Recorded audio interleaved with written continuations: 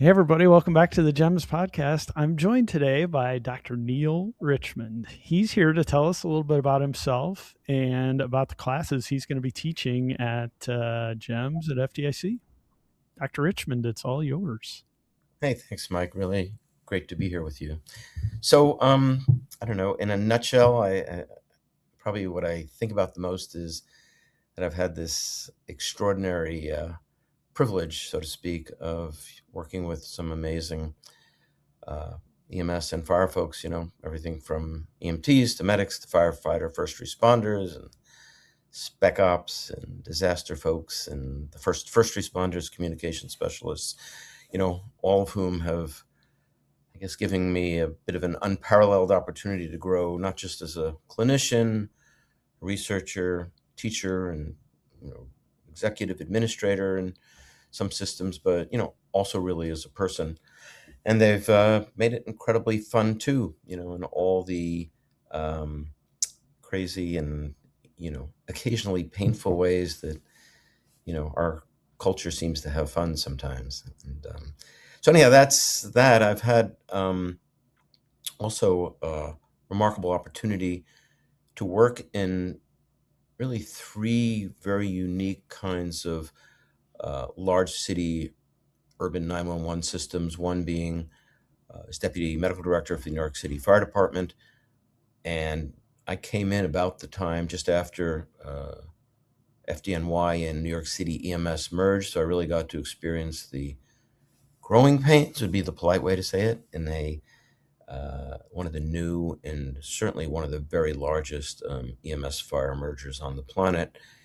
And really interesting there was to get to do not just help retool the system, but do a lot of research and look in particular at what happened to cardiac arrest resuscitation as a result of moving EMS into this much larger system with more response capability. I'll save the gory details for another time. And then in a kind of I don't know, poetic justice or something, I got recruited down to Louisville, Kentucky, which was at the time the 16th largest city in the country and had basically created a new city, merging all the surrounding county with the urban core. And the mayor was left with this sort of challenge of what in the world am I going to do with EMS and fire? So I got brought in to actually create a new, or help create a new third service EMS system. And as you can imagine, in quite the opposite of my experience with FDNY, I was responsible in many ways for pulling a chunk of EMS out of fire and switching unions and all that fun kind of stuff, which didn't earn me a ton of friends, certainly initially. But that was also very interesting that we got to stand up a really robust mobile integrated healthcare system and nurse triage line. We were one of the first early adopters of that.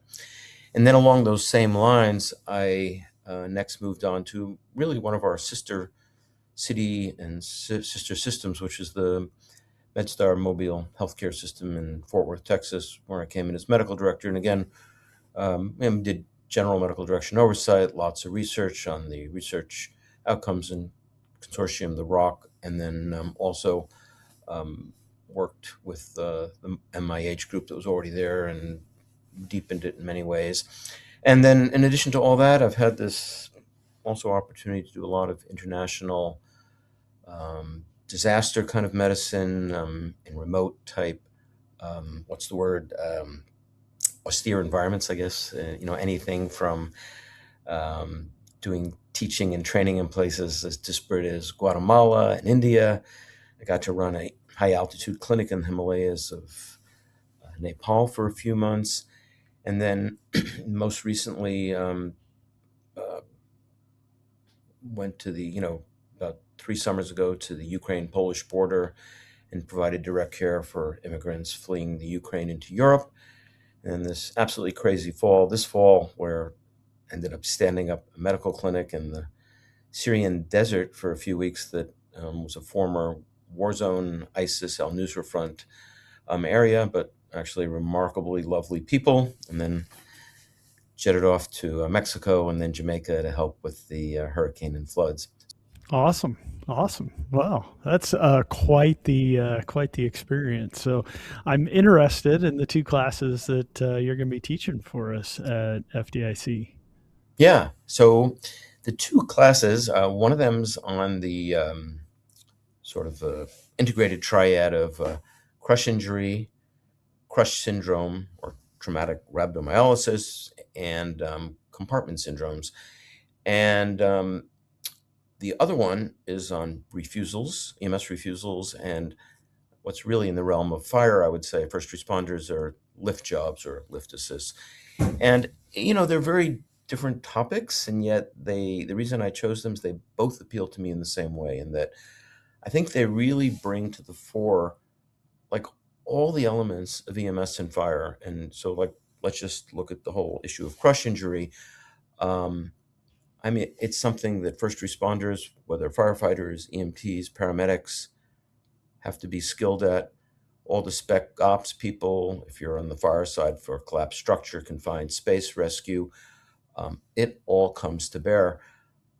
It happens in an extraordinary range of clinical scenarios, anything from natural disasters, things like earthquakes, people get pinned, or man made disasters, including building collapses, wars, bombing, incendiary terrorist events.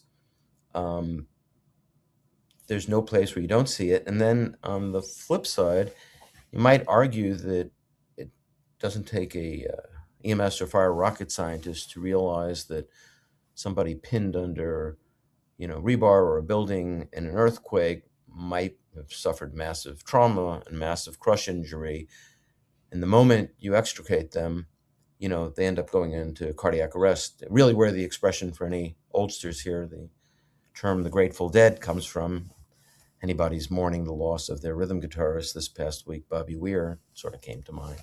Um, in any event, the other aspect of it that's really important is why it also appeals to me is, the person who's found down in the bathroom for 18 hours and you find them awake and breathing, and they said they, slip, but they feel okay, and maybe it comes in as a lift and they just want to be put back in bed. Well, that same person could be suffering from a massive crush syndrome. And similarly, um, within a very short while, they could end up in a physiologic catastrophe and then in cardiac arrest. So, the other way to think about it for me is that, and for anybody here who's like a Corey Slovis groupie, the kind of thing that he always says in his sleep is that what the mind uh, doesn't know, the eye doesn't see. So I'm really interested in those aspects of EMS and fire first response where um, you really got to have like a repertoire or like a drop down list going in your head, that when you just see someone on the ground, or let's say the average intoxicated person at the bus stop who looks okay and they may have just gone to sleep, again, just lying there intoxicated, or they did a bunch of narcotics. Again, just their body weight, especially if they're a large person, could be enough in a fairly short time to give them a crush syndrome. So that's a little bit about that. And then, refusals and lifts are really the same idea. I think you've got to have a really clear view in your mind's eye of what you're doing. And not for nothing, I think as an ER doc, just like any EMS clinician professional out there, let's say a really bad pulmonary edema comes in, certainly takes a bit of skill, some knowledge, some speed and efficiency to stabilize somebody like that. But in the long run, whether you're a medic, EMT, firefighter, a physician, the patient's going to, be in the hospital, likely in an ICU, and, any spaces in your care or something you may not have quite gotten to, someone's going to be there to take care of.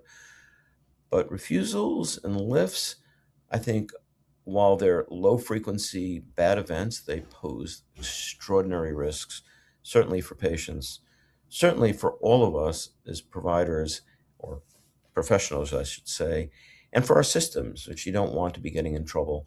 And, every once in a while, like I don't, just to be honest, don't do this as a business, but every once in a while I'll have a lawyer friend call me about always about a case they're defending EMS, just for some guidance and ideas. Typically, they bug me about call me for resuscitation cases, And it continues to amaze me how people who give really generally very good care in a case, there's sometimes one little thing that slips a little bit that I don't think is determinative and doesn't result in the patient's death, but it certainly evokes a lot of heartache on everybody's part and turns into a big litigation. And thus the point of low frequency, high risk events that I think you really, really, really have to be on your game for lifts and refusals. So that's, in a nutshell, why I decided to bring those to FDIC this year. And those are two absolutely perfect picks. When I read them, I was like, yeah, these are great classes. I'm really excited for both of these, and for completely different reasons. But yeah, I think that it's really good the way that you further unpack crush syndrome and compartment syndrome and things, because all too often we really shoehorn that into only traumatic injuries, where we've got to be looking for it in other spaces, as you described. So yeah, thank you, and we're looking forward to seeing you in Indy in April. Yeah, certainly it'd be my pleasure. First of all, what you said, Mike, makes me really happy. And then what would make me just as happy, I really hope, again, one of the other uh, subtle points to take from this conversation is I would really love to see like a bunch of EMS and fire folk come and bring their boots on the ground, sort of street smarts to this conversation. It's going to be very case based. I mean, we'll touch on some anatomy and physiology, but this is not meant to be basic lesson, but there'll be enough there to kind of get the idea.